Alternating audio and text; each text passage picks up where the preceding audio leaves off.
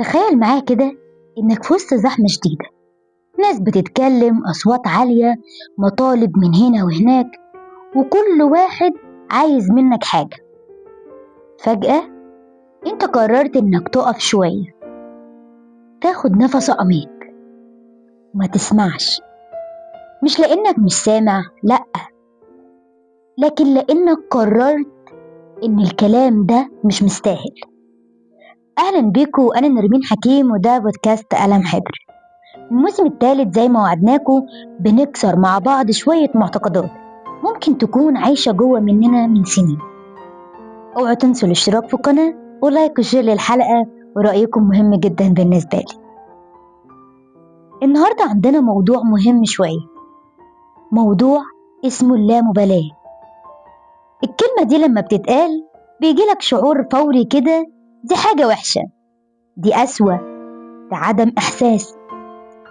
لكن خلينا أسألك سؤال، مين قال إن اللامبالاة معناها إنك مش حاسس؟ مين قال إن وقفتك عن الاهتمام بالتفاهات واختيارك تسيب الكلام اللي بيوجعك من غير رد؟ مين قال إن ده معناه إن قلبك قاسي؟ بالعكس، اللامبالاة الإيجابية دي مش فقدان الإحساس، دي قمة الإحساس الصح. هي فن اختيار المعارك وفن الحفاظ على مشاعرك الحقيقية للمهم بس. في الحلقة دي هنعرف إزاي نكون مصفى، نعدي الكلام النافع ونسيب الباقي يروح، إزاي نحافظ على طاقتنا لأحلامنا وللناس اللي بتحبنا بجد، ونسيب الكلام الفاضي واللي بيعمل لك مشاكل واللي بيقول كلام في دماغه هو وبس. يلا بينا نبدأ. هنتكلم عن حاجة كتير مننا بيعاني منها، هو الإحساس بالإرهاق طول الوقت، متوترين، مش عارفين نعمل إيه مع الضغوط اللي حوالينا، من شغل، العلاقات، مسؤوليات، ومجتمع بيحاول يفرض علينا أفكاره ومعاييره.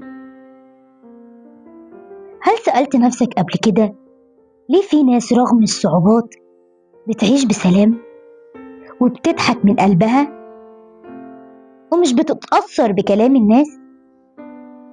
وليه ناس تانية أي حاجة صغيرة بتهزها؟ هنكتشف مع بعض سر من أسرار السعادة اللي ممكن تكون غريبة شوية، اللامبالاة الإيجابية. وكلام في سركم، الكلام ده ليا قبل منكم، لأني من الأشخاص اللي بتتأثر بكلام الناس. طول الوقت بتضايق من حاجات بسيطة، وللأسف بتعب جدا، وحقيقي محدش بيتعب غيري. ولما قعدت مع نفسي فكرت إن الحياة قصيرة جدا، ليه بقى أعيشها بصراع وأنا ممكن أعيشها بمنتهى السعادة؟ وما يفرقش معايا كلام أي حد، حتى لو الكلام ده هيأذيني. عارفة إنه هيكون صعب عليا وعليكم في البداية، بس حقيقي هيفرق معانا كتير قوي. فيلا مع بعض نحاول نغير جزء بسيط في حياتنا يخلينا نكتشف عالم جديد مستنينا. أول ما تسمع كلمة اللامبالاة ممكن تفكر إنها حاجة سلبية، إن يكون الواحد عديم الإحساس، لكن لأ، بالعكس، اللامبالاة الإيجابية ده فن الاختيار. يعني إيه؟ يعني تختار ما تهتمش بإيه وما تاخدش كل حاجة على صدرك. هو مش معناه إنك تكون عديم المسؤولية، لأ خالص، ده معناه إنك تختار معاركك بحكمة. زي ما بيقولوا كده، مش كل حاجة تستحق النقاش، ومش كل شخص يستحق الرد. تخيل معايا كده، كنت واقف في الزحمة وواحد خبطك من غير ما يقولك آسف. لو قبل كده في الماضي يعني كنت ممكن تروح البيت متوتر، تفكر في الموقف طول اليوم، وكنت تتخيل لو رديت عليه إيه اللي ممكن يحصل. لكن مع فن اللامبالاة الإيجابية بتقول لنفسك دي حاجة ما تستحقش أعصابي ولا يومي. أو واحد قال عليك كلام مش كويس في الشغل، بدل ما تكتم جواك وتتضايق وتفكر في الانتقام منه، بتسأل نفسك هو الكلام ده هيغير من قيمتي؟ هيأثر على رزقي؟ لو كانت الإجابة لأ، يبقى تسيب الكلام ده يطير في الهواء من غير ما تمسك فيه وتخليه يعيش في دماغك. هنا بقى بيكون التحول، بدل ما طاقتك تروح في حاجات سلبية خارج إرادتك تركز طاقتك في حاجات اللي فعلا مهمة ليك: صحتك، أسرتك، بيتك، علاقاتك الحقيقية، شغفك، تطوير نفسك، حلمك.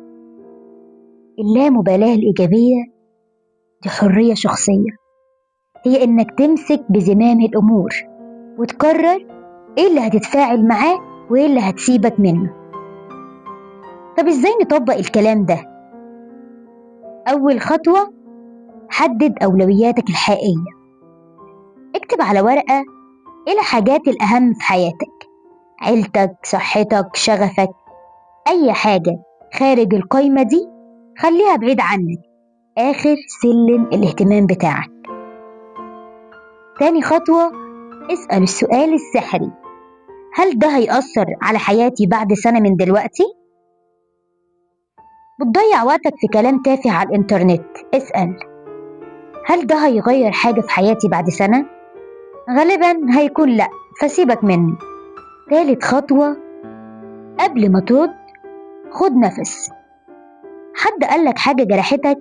قبل ما ترد وانت متضايق وغضبان، خد نفس عميق وقول لنفسك: ردي ده هيحل المشكلة ولا هيزودها؟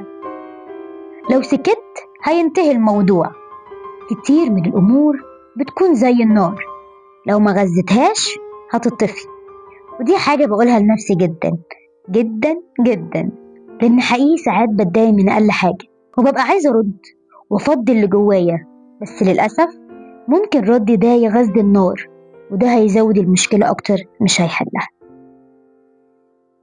رابع خطوة والأهم، اعرف قيمتك من جواك مش من كلام الناس ليك. اللامبالاة الإيجابية مبنية على ثقة من جواك. انت عارف انت مين، عارف نقاط القوة والضعف بتوعك، فلما يجي حد ينتقدك بغرض انه يأذيك بتكون عارف ان كلامه ده مش هيحدد من قيمتك، لان قيمتك موجودة جواك انت مش من كلامهم هم. في واحد حكيم كان بيسأل تلاميذه على شاطئ البحر وقال لهم: ازاي تقدر تمنع ان البحر يبلل رجلك؟ فالتلاميذ فكروا كتير وقالوا حلول معقدة، بس الحكيم رد عليهم وقال: الحل بسيط، ما تقفش على الشاطئ من الأول. الناس اللي بتضايقك، المواقف اللي بتزعلك، التعليقات السلبية، دول زي البحر، ما تخليش نفسك واقف في مكان هيبل رجلك. ابعد عن الشاطئ، ابعد بمشاعرك، باهتمامك، بطاقتك. اللامبالاة الإيجابية هي البعد عن الشاطئ بطريقة ذكية. حد يقول لي: ما الكلام ده معناه إننا نكون من غير مشاعر، ما بنهتمش بحد. أبدا خالص، ده معناه إن نهتم بحكمة. الفرق بين اللامبالاة الإيجابية والسلبية زي الفرق بين إنك ما تهتمش بكلام الناس عنك، ده إيجابي، وما تهتمش بمشاعر الناس، ده سلبي. ما تهتمش بالتفاصيل التافهة، ده إيجابي، وما تهتمش بالتفاصيل المهمة، ده سلبي. ده فن ويحتاج منك إنك تمارسه. خليك زي المصفى، خلي الكلام الإيجابي والبناء والنافع يعدي، والكلام السلبي التافه والهادم سيبك منه وحطه على جنب. النهاردة بعد ما تسمع الحلقة دي وجالك موقف مزعج، اقف مع نفسك شوية، اسأل: هل ده يستحق مني؟ هل ده من أولوياتي؟ واختار إنك تحافظ على طاقتك لشغفك ولحلمك ولنفسك واللي بيحبوك بجد. افتكر إن الحياة قصيرة قوي عشان تضيعها في الردود على كل حاجة، والمضايقة من كل موقف، والقلق من رأي كل واحد. حياتك ملكك انت، وقتك أغلى حاجة بتملكها. وأتمنى إن الموضوع ده يكون فادكوا زي ما فادني أنا كمان، ونحاول مع بعض نعيش بمبدأ اللامبالاة الإيجابي. أنا عارفة إن هيكون صعب في الأول، بس هنحاول وهنشتغل على نفسنا أكتر. لو الموضوع عجبكم شاركونا رأيكم في التعليقات. وقولولي إيه الموقف اللي قررتوا فيه تتعاملوا معاه باللامبالاة الإيجابية. شكرا لوجودكم معايا النهاردة، وما تنسوش لايك وشير للحلقة وكومنت تشجيع منكم. ولو حابين نتكلم في أي موضوع يهمكم اكتبولي في التعليقات أو على رسائل صفحتنا على السوشيال ميديا فيسبوك تيك توك انستجرام. استنوني نتكلم قريب في حلقة جديدة ونتعلم سوا ازاي نعيش بحرية أكتر. باي باي، كانت معكم نرمين حكيم، وده بودكاست قلم حبر. استنوني في الحلقات الجاية.